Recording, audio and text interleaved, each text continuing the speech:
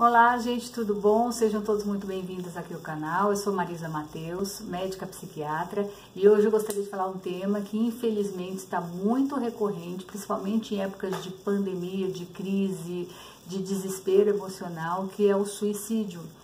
Então, ontem, foi muito divulgado o suposto suicídio do ator Flávio, eu vou ler para não falar errado o nome dele, tá? Migliaccio, que é um comediante, um ator muito conhecido, e a gente não tem certeza, mas por ele ter deixado uma carta, fica a intenção, do suicídio, mas as causas reais da morte ainda não foram confirmadas. Mas eu vou aproveitar esse tema porque eu venho escutando de muitos pacientes aqui no consultório a questão sobre ideação suicida. Gente, é muito sério. A questão de morte, do suicídio, apesar de muitas pessoas falarem da intenção de morte, a grande maioria não é levada a sério. As pessoas falam, vai passar, ou a gente está voltado no próprio sofrimento, tem alguém perto da gente precisando de ajuda, precisando de um conselho, de um apoio, e a gente não consegue ver quem está do lado porque a gente não sabe reconhecer a questão de se a pessoa está com um risco de tentativa de suicídio, risco de suicídio ou não. Na minha opinião, eu acho que a gente deve levar a sério todo o discurso de morte, mesmo que seja uma forma de chamar atenção, uma forma de pedir ajuda. É melhor a pessoa pedir ajuda e ser escutada do que ignorada em relação a isso. Eu não sei em relação a esse ator, eu estou olhando aqui para o lado porque tem um texto da carta dele que eu gostaria de ler. Eu não sei em relação a esse ator como é que foi, principalmente os homens, tá? Tem uma diferença entre gêneros. Eu vou colocar o braço aqui, eu tô meio sem posição, gente, desculpa. Tem uma diferença entre gêneros. A mulher costuma falar muito mais sobre os sentimentos, então a mulher é muito mais expansiva, pede mais ajuda. É claro que há exceções, tá? E os homens tendem a se calar mais, a conter mais os pensamentos negativos. E geralmente, quando você vê, já teve uma tentativa de suicídio ou até o suicídio, concretizado. E muitas vezes a família não tinha ideia mesmo, tá? Então, quando a gente pega o pós, que a pessoa tentou suicídio, tem pessoas que questionam como que ninguém percebeu, como que ninguém viu, ninguém fez nada. Às vezes a pessoa, ela deixa tão oculta, tá? Porque a pessoa, principalmente em casos depressivos, não é todo mundo que vai para melancolia. Então tem pessoas que mergulham em trabalho, tem pessoas que se isolam para não mostrar a real dor que elas estão sentindo. Então não é fácil reconhecer. Em adolescentes é muito comum isso, então às vezes os pais são pegos de surpresa por uma tentativa de suicídio. E eles não tinham ideia e falam, mas meu filho estava saindo, minha filha estava namorando, estava tudo bem, ela estava rindo no final de semana, como assim ela tentou suicídio? Então não é tão simples, porque a gente tem uma ideia que a tentativa de suicídio vem só nos casos de depressão e do tipo melancólica. Tem vários tipos de depressão, tá? E a gente vive, como eu falei agora, uma fase muito, muito crítica, onde todo mundo está com medo, todo mundo está numa expectativa do que vai ser o nosso futuro, e é uma expectativa negativa, porque se a gente liga a televisão, só vem notícias bombásticas, que você fala, caramba, meu Deus do céu, para o mundo que eu quero sair, porque não tem esperança mais. E eu acho que nesses momentos você tem que sim pedir ajuda. Nós médicos, os psiquiatras, tá, que fazemos o acolhimento, principalmente em casos dos transtornos de humor, estamos fazendo telemedicina além de atendimento presencial. Você pode procurar um atendimento se você não puder se expor, faça telemedicina. Psicólogos fazem também a consulta online. Busquem ajuda em comunidades onde você puder, tá? Claro que não fazer aglomeração como as orientações de agora, como são as orientações de agora, mas fiquem alerta, principalmente os idosos. Por isso que eu gostaria de fazer esse alerta aqui, porque agora a gente está nessa quarentena, nossos pais, nossos avós têm que ficar sozinhos, e às vezes a gente vai ligar, eu vejo muito assim, a minha sogra, ela é muito boazinha, gente, eu adoro minha sogra, e ela é uma pessoa que não fica reclamando. Então eu fico preocupada, assim, se ela tiver um quadro depressivo, ela não quer preocupar meu marido. Então se ele pergunta no telefone, e aí mãe, como é que você tá? Ela tende a sempre falar, tô bem, tá tudo bem, porque ela tem um movimento de não querer preocupar ninguém.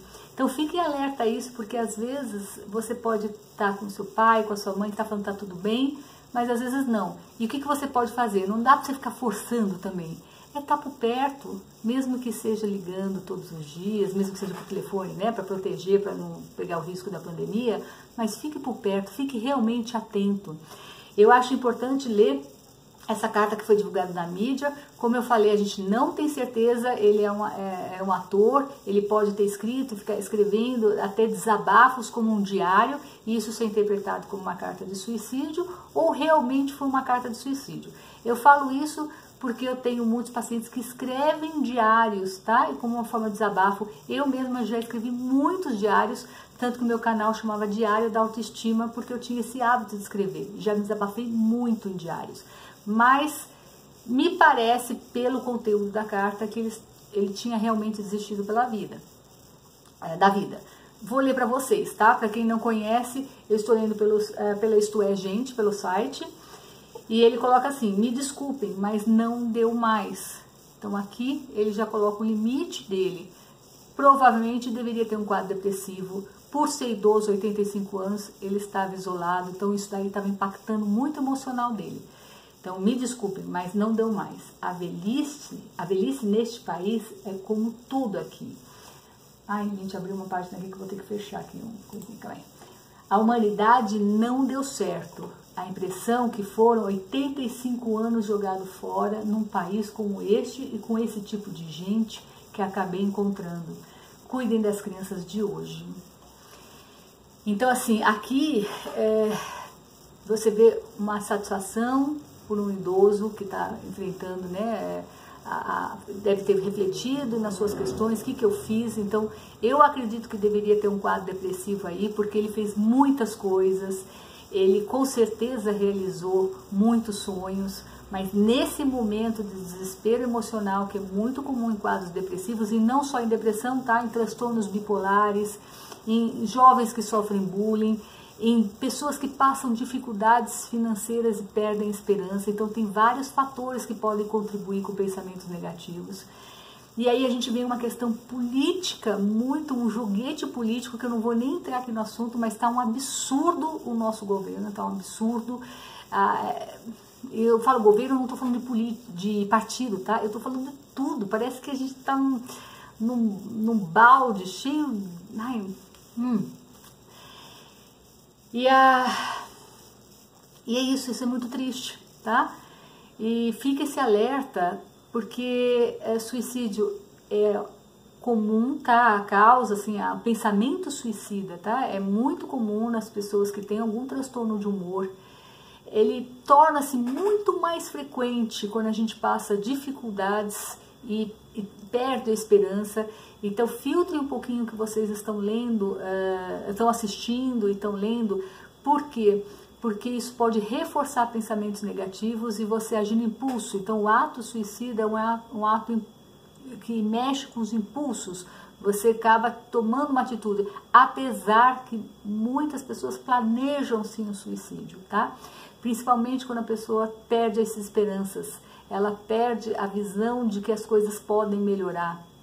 E isso em idosos a gente tem que ficar muito alerta também, porque não só quadros depressivos, como quadros neurológicos podem se misturar e a pessoa mudar a sensação de realidade, né?